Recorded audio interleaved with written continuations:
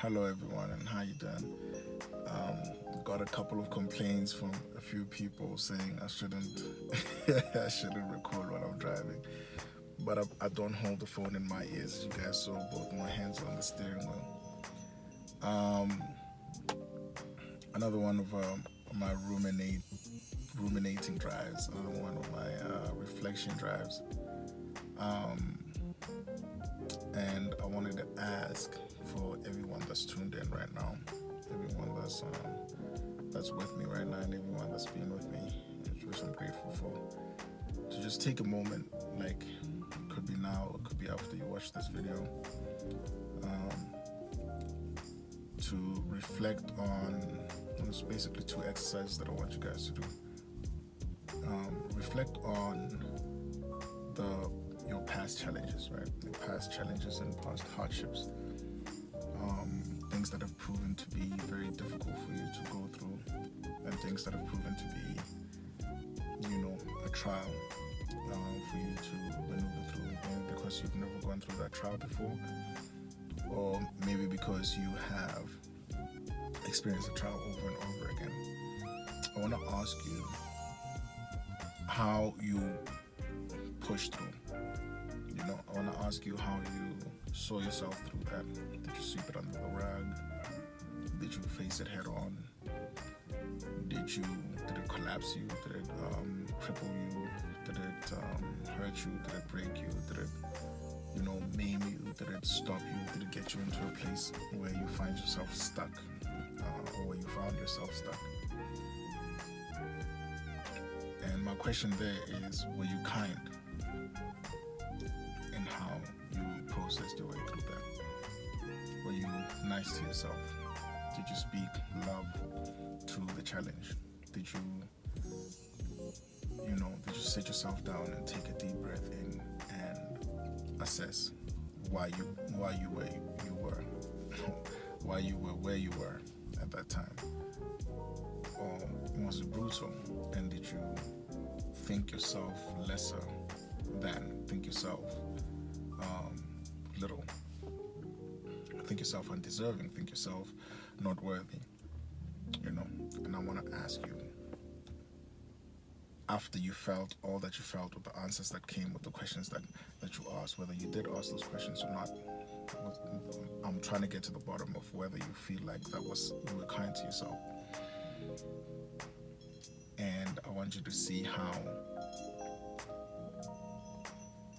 the way we talk to ourselves when things are difficult keeps us in the difficulty, or helps us out of the difficulty. The way we talk to ourselves, the way we talk about ourselves, the way we respond to the questions that we ask, the way we respond to other people about, who we are and what we're experiencing, and we take those things as fact, and we pile on all of that weight onto ourselves. And I want to ask you if it's fair on yourself. This is you. Like, we're not talking about the world, we're not talking about that challenge either. We're talking about how you're responding to the challenge. Is it fair? Is it worth it for you to be self-deprecating? Is it worth to you to be unkind to yourself? Is it worthy to you to be is it served? What really did it serve for you to break yourself down any further than you were broken down when that challenge landed? And I'd like to really ask every single one of you to just be more kind to yourself. Man, you're the only you have. You're the only version of yourself that's going to exist in current time. And current time could be now, and the next now, and the now, current time. You're the only you that exists in the way that you're existing. There's no other person like you. There's no other experience like you. There's no other version of you that exists anywhere else but here, right? And I need you to be kind, man. I really need you to be kind. I need you to be kind to yourself and practice that kindness and give it to yourself fully, and let it run automatically, man. Let it run automatically. I need you to stop judging yourself based on the past hurts.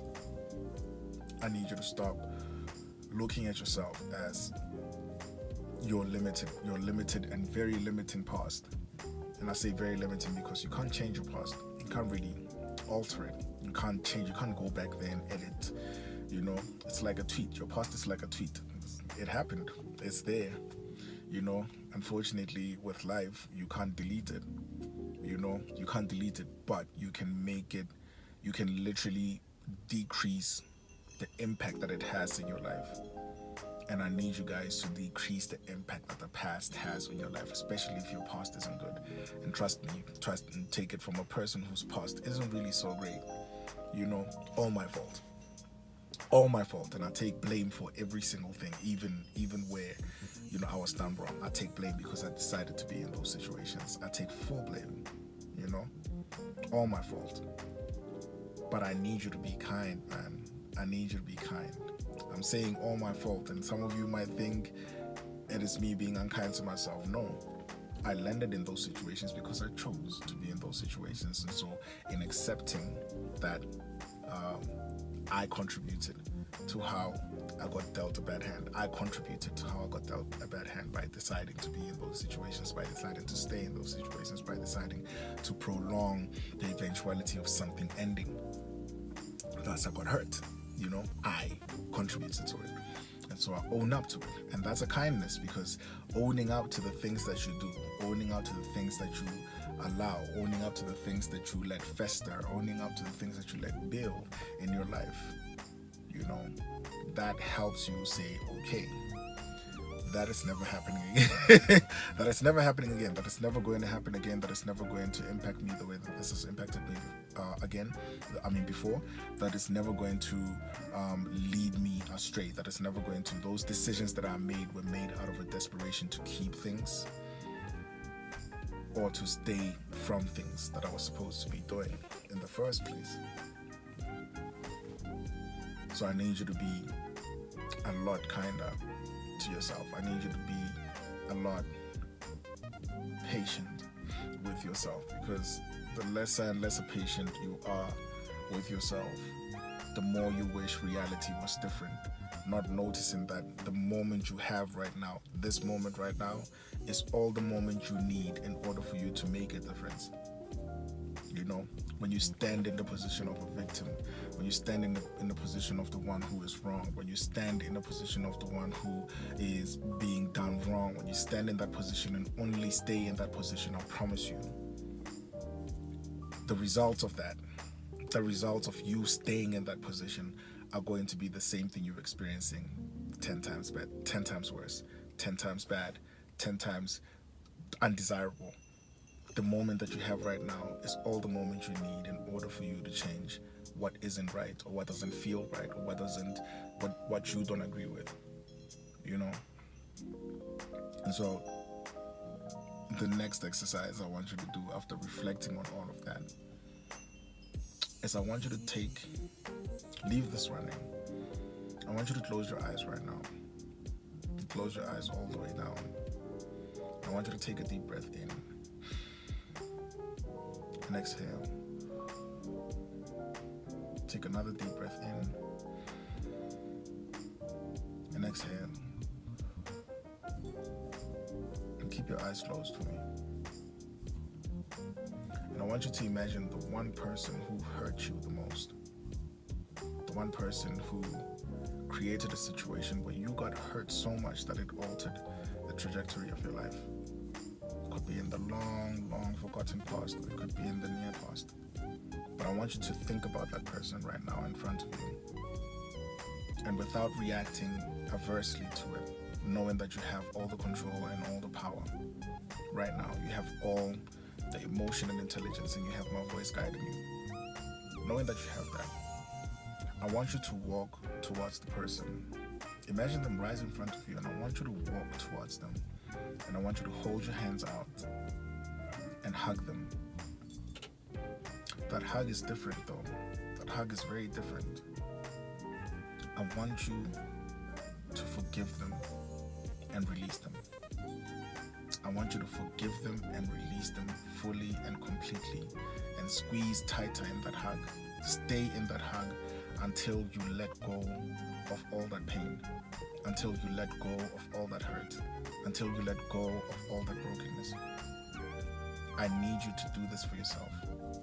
feel that pain building up inside of you. And I want you to let go of it completely and fully. And take a deep breath in. And when you exhale, let them go fully and completely. When you come out from that hug, I want you to open your eyes and promise yourself never to go back to that pain again. Never to go back to that person again, because they're completely gone. That past is gone. And so that pain should be gone with that past. That pain should never control you again. That pain should never direct your life towards badness. That pain is supposed to inspire you. That pain came with lessons that are supposed to be incremental in the person you want to become. That pain was supposed to be a cumulative measure of where you're supposed to go. I want you to promise yourself in this moment right now to only do what is good for you and let go of any situation, any experience, and any person that impacted you in the worst way. You can do this over and over again. If you have many experiences where people have hurt you, I want you to do it with every single person that has ever hurt you, and let go.